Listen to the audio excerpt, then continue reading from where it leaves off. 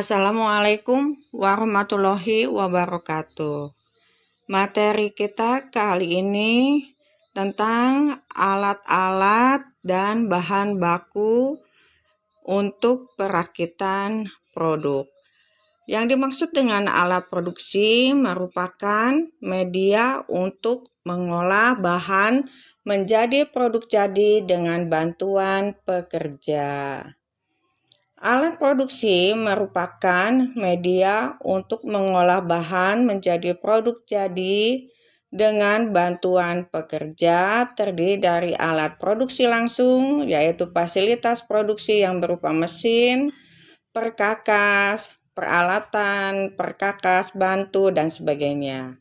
Dan alat produksi tak langsung, yaitu tanah, jalan, bangunan, gudang, dan sebagainya. Contoh alat yang biasa digunakan saat ini untuk produksi yang sebagian besar merupakan alat modern, yaitu alat kemasan, pedal seller, cup seller, continuous bench seller, mesin pengemas, produk cair saset, pengemas produk berbentuk bubuk, penggorengan cara vakum, manufaktur tekstil. Adapun pengelompokan alat dan bahan produksi, yaitu A. Peralatan yang digunakan secara berulang-ulang. B. Peralatan yang sekali pakai langsung ganti. C.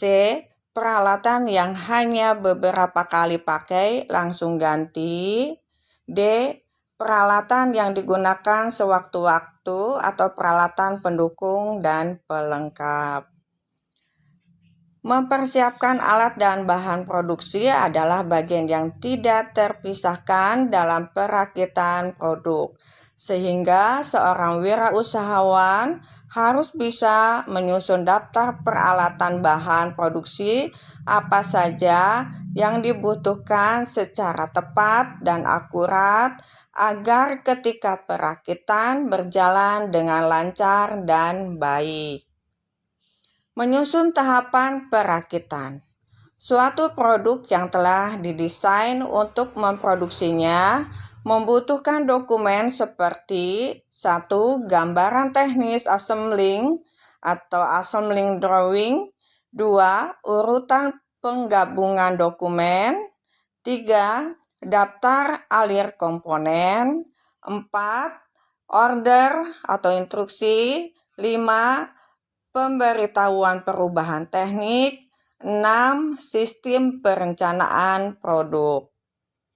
Menyusun metode perakitan produk. Strategi atau metode perakitan produk bersifat fleksibel atau menyesuaikan dengan produk yang akan dibuat serta kelengkapannya, sarana dan prasarana sehingga kegiatan produksi dan perakitan berjalan dengan lancar dan tersistematis.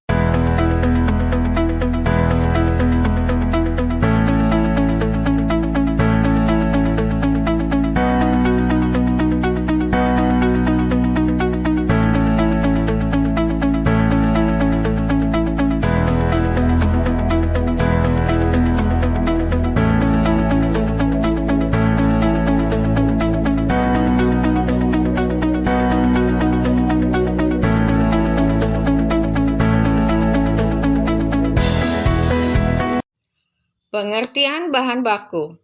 Bahan baku adalah barang yang dibutuhkan oleh perusahaan untuk membentuk bagian atau seluruh produk jadi. Bahan baku menjadi salah satu unsur yang paling aktif di dalam perusahaan yang secara terus-menerus diperoleh, diubah, kemudian dijual kembali. Adapun jenis-jenis bahan baku dapat dibedakan atas 1. Bahan mentah atau raw material, yaitu barang-barang yang dibutuhkan oleh perusahaan untuk bahan utama produksi yang berwujud mentah. 2. Komponen-komponen rakitan atau purchased part atau komponen, yaitu barang yang merupakan komponen dari sebuah barang di mana secara langsung dapat dirakit menjadi produk.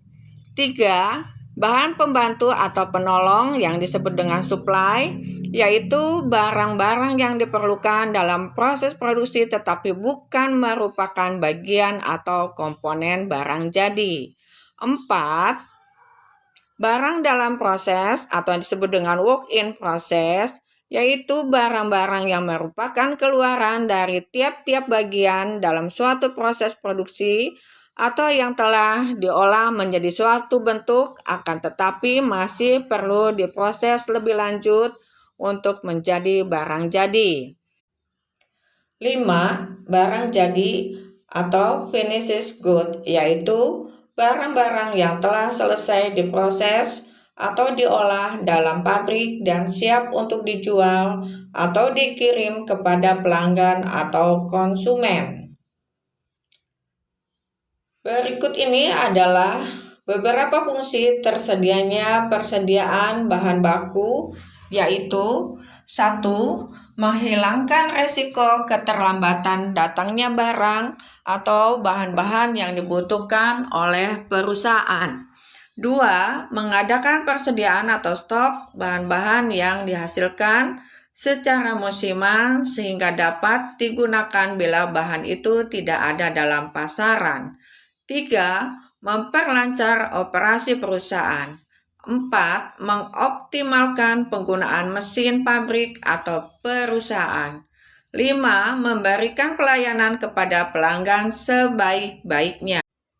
Oleh karena itu, ada beberapa faktor yang mempengaruhi besar kecilnya persediaan bahan baku dalam perusahaan, yaitu 1. Volume yang direncanakan dan dibutuhkan untuk melindungi jalannya proses produksi perusahaan tersebut apabila suatu saat terjadi kehabisan stok yang dapat menghambat kelancaran operasi perusahaan. 2. Volume produksi yang direncanakan yang disesuaikan dengan volume sales yang direncanakan. 3. Besarnya jumlah pembelian bahan mentah atau raw material yang dilakukan perusahaan setiap kali pembelian untuk mendapatkan diskon atau biaya pembelian yang minimal. 4. Estimasi atau perkiraan adanya fluktuasi harga bahan mentah. 5. Peraturan perundang-undangan yang mempengaruhi pada kebijakan supply chain management atau disebut dengan SCM. 6. Jumlah biaya atau harga yang harus dibayar untuk pembelian bahan mentah. 7. Biaya penyimpanan, keamanannya, dan resiko penyimpanan di gudang. 8. Tingkat kecepatan bahan mentah untuk menjadi rusak atau turun kualitasnya apabila disimpan dalam jumlah tertentu. Jadi yang dimaksud dengan bahan baku adalah merupakan bahan utama yang diperlukan untuk membuat barang hasil produksi. Sedangkan bahan penolong merupakan bahan yang diperlukan untuk memenuhi proses produksi yang hanya dimanfaatkan untuk waktu tertentu. Misalnya ketika perusahaan ingin meningkatkan efisiensi dalam sebuah produksi. Semoga materi kita kali ini bermanfaat untuk kita semua. Tetap semangat, sehat selalu.